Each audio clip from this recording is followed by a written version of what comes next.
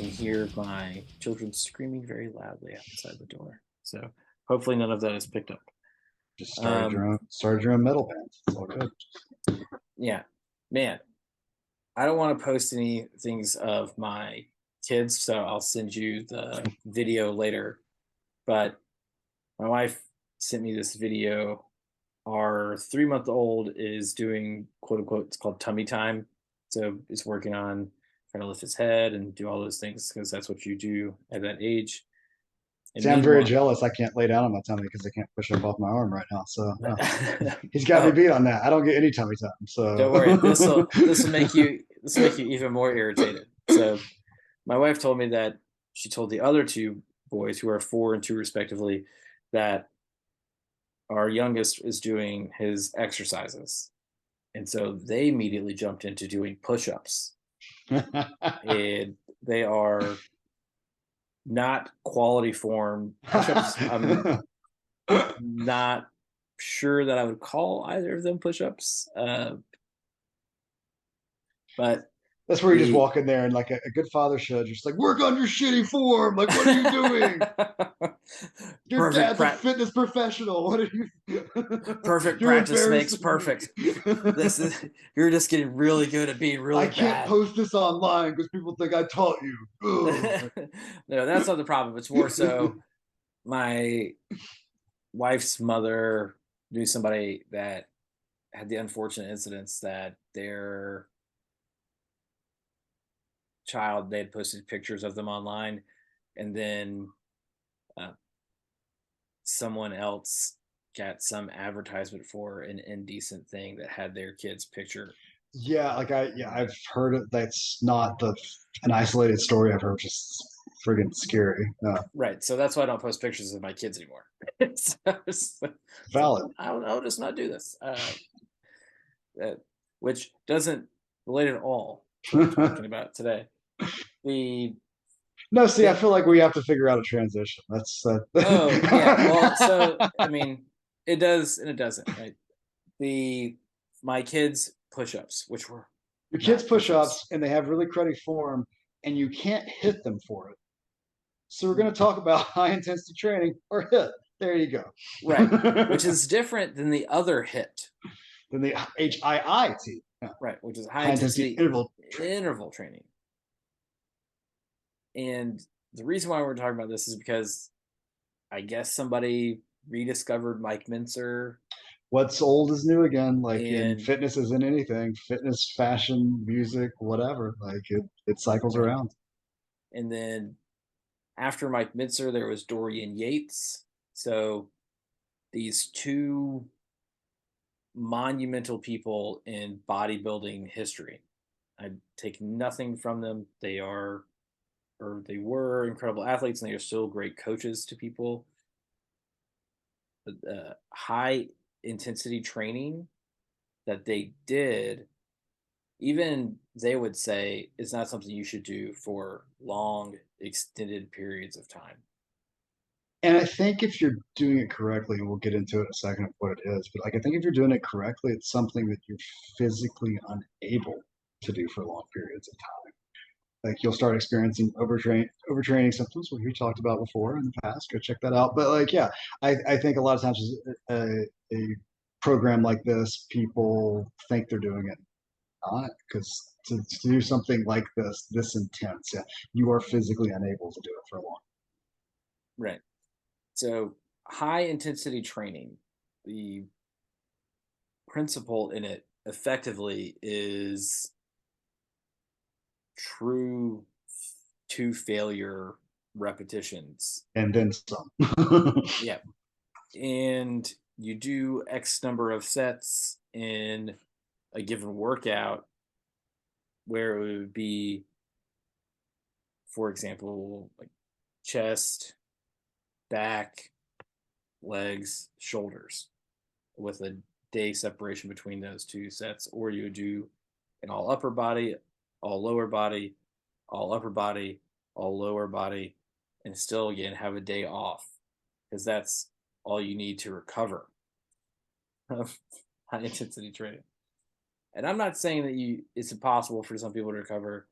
I would wager that like Minter and Yates were able to recover and retain all those things because of some of the performance Yeah, enhancing yeah. I drugs was that gonna they say were they had on. other stuff that was helping them recover.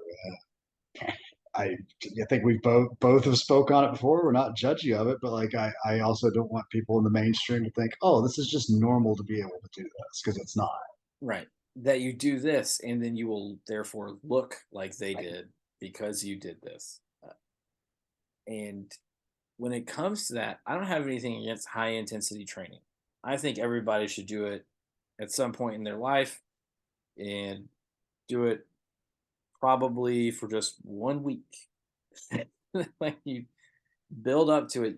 It's effectively a max out week on. But my first week back in the gym in 6 months when I'm healed up, I'm gonna do it a week. Right. Good luck. We can You, chronicle it here and find out why I'm re-injured again. yeah, it's just you'll be quickly back out of the gym. Yeah. Uh, but the cool thing with it that I think that a lot of people would find beneficial is that I think a lot of people don't know what true failure is on a lift. I think a lot of people will cut themselves short because it becomes harder. And because of with some lifts, like we've talked about our love of me for the bench press and your love for the squat, like with lifts like that, if you don't have a training partner, it's dangerous to lift to complete failure for that. And if you don't have a training partner, it's impossible to lift to complete failure of that. Right. And the way to do it, let's say you didn't have a training partner and you really want to see where quote unquote failure lies for you, would be with a machine, which isn't going to be the same as a bench press. But if you had a chest press machine and you really push and repped out the machine with whatever weight you want to choose, high intensity training does not use high reps. Okay, so let's put that That's out there too. usually 6 to 8, yeah, for most hit programs. That's what, yeah, the individuals you were talking about, that's what they were doing. Like it's not, yeah, I'm gonna max out at 20 reps. Right. And yeah, that's the I'm pulling up this article now with Mike Mintzer's back workout for the high intensity training. It utilizes a machine pullover and then a barbell row that is just 2 sets for each one, respectively. So 4 total sets plus 1 to 2 warm up sets. So 4 working sets, possibly 4 warm up sets. So a total of 8 sets with the repetitions in the 6 to 9 range, where then that ninth rep, after that, you push all the sets to failure. So you can use, let's say you get to 6 reps, you can do forced reps where someone is resisting you, like if you're doing a bench press or a machine press, somebody's pushing against the machine to slow you down from pushing out. Or you could do force negatives. So as you let the weight come down, somebody's pushing down on it to make it harder, right? So as you let it go down, so you have to resist as it goes down towards your chest with the chest press machine. Or rest pause reps where you let the bar rest and then you have to push it up again just to squeak out everything until you have no repetitions left. Um, but but the thing that keeps being left out of this is you need 48 hours between the workouts, and he suggested you could just do it forever. And I don't think that is a good recommendation. No, I mean, like we've talked about before with programming, like you're gonna need deload weeks, you're gonna need rest weeks, like especially training at that intensity. Like even like let's say that that's a smart thing to do forever and ever because it's not. But let's say it is. Like you're still gonna have to rest at some point. So yeah, no. Just think about the amount of stress that's going into not only your muscles but your tendons, your ligaments, your joints, just everything. And you're going to start increasing your cortisol levels. You're going to, like all kinds of fun stuff. Like you're keeping your body in a super stressful state over and over and over again. So you're not going to see the results you want to see. You're not going to want to train because eventually you're going to be overtraining. You're going to be sore. You're going to be tired. You're going to be depressed, and it's going to be counterproductive after a while. Right. And another thing I wanted to illustrate with the high intensity training is that is a good thing to try at the end of a programmed block. Like you have 3 to 4, maybe even 6 weeks built in where you've been putting in the work every week. And then this 1 week at the end, you try to do the high intensity training. And then you would take a deload immediately following that week, just to give your body the break to recover from all of this central nervous system heavy work that you put on it in the past week. Um, and I just want to throw this out there for people that are bros such as us. I know that Mike Mincer is not alive anymore, but Dorian Yates is. And so Dorian Yates, even himself, says, I wouldn't recommend it. But Mike Mincer did in all of his books. And that's where people are like recycling this from. Right.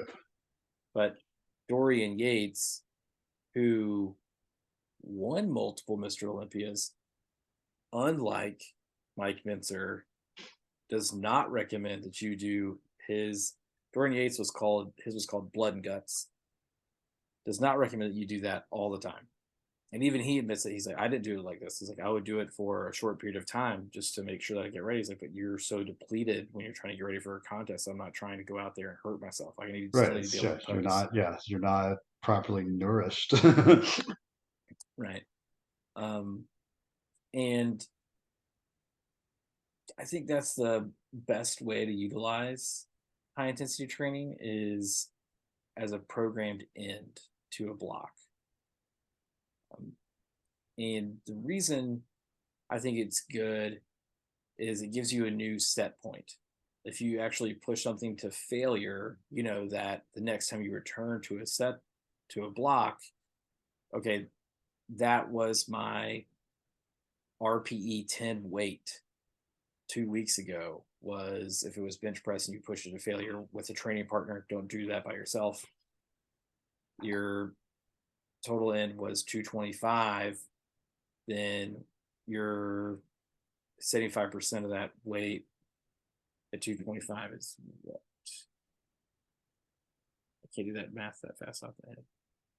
Times 0.75 is 168.75, right? They're not going to be able to get that on a bar, but you could get 170 or 165 and use that as your 75% weight if you're trying to do something that's like RPE of 8 instead of RPE of 10.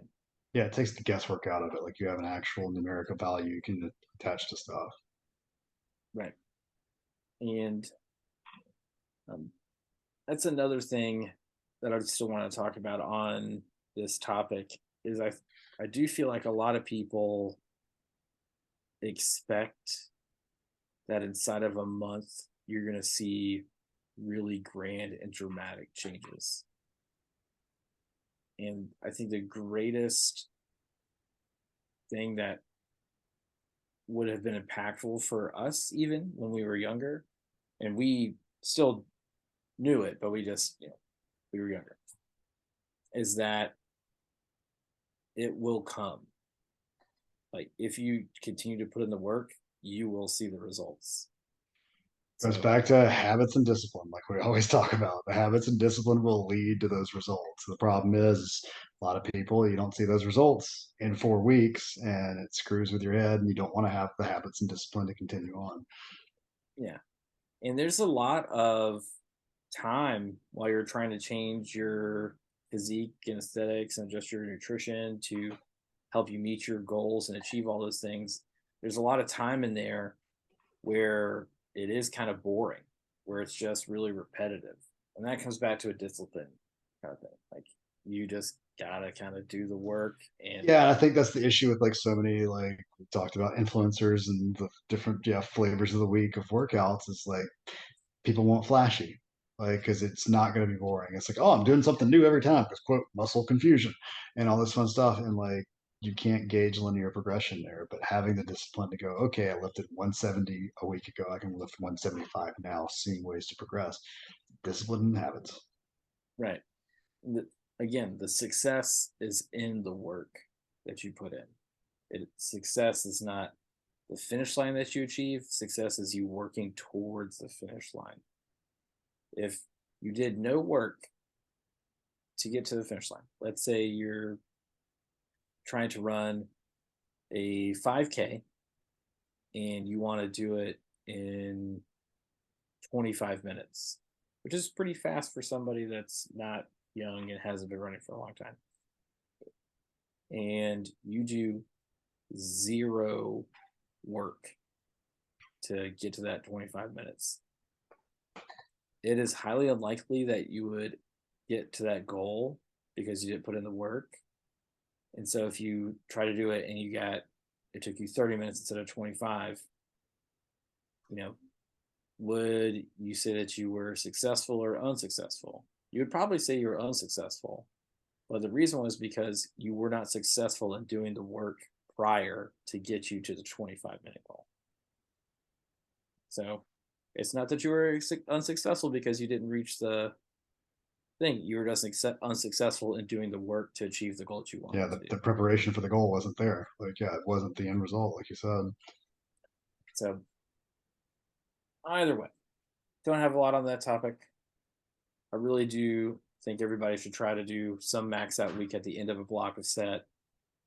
If Yeah, I you think once you're like an intermediate lifter, yeah, it's an interesting experience, or even like beginning lifters, if the form's there, like because so many people don't know what it feels like to actually lift to complete failure. Like it's very easy to just go, hey, I'm doing 3 sets of 10. You get to that 10th one, and you're like, hey, I've still got 6 left in the tank, but I'm stopping because this program says 3 sets of 10. So to actually go to actual failure is an interesting way to gauge yourself mentally, emotionally, physically, of course. So yeah, I definitely would agree with that recommendation. Yeah. And if you're trying to figure out how you can fit this into your own program, you want to know how can I get high intensity training to be part of what I'm doing, head on over to franchisenf.com, sign up for your free meet and greet today. We can talk you through all of your goals and what you are trying to achieve and where it is that you can fit this kind of training style into your program. So that way we can make sure that you're moving towards your goal without hurting yourself. So, like we say every week, maximize every bite. Maximize every rep.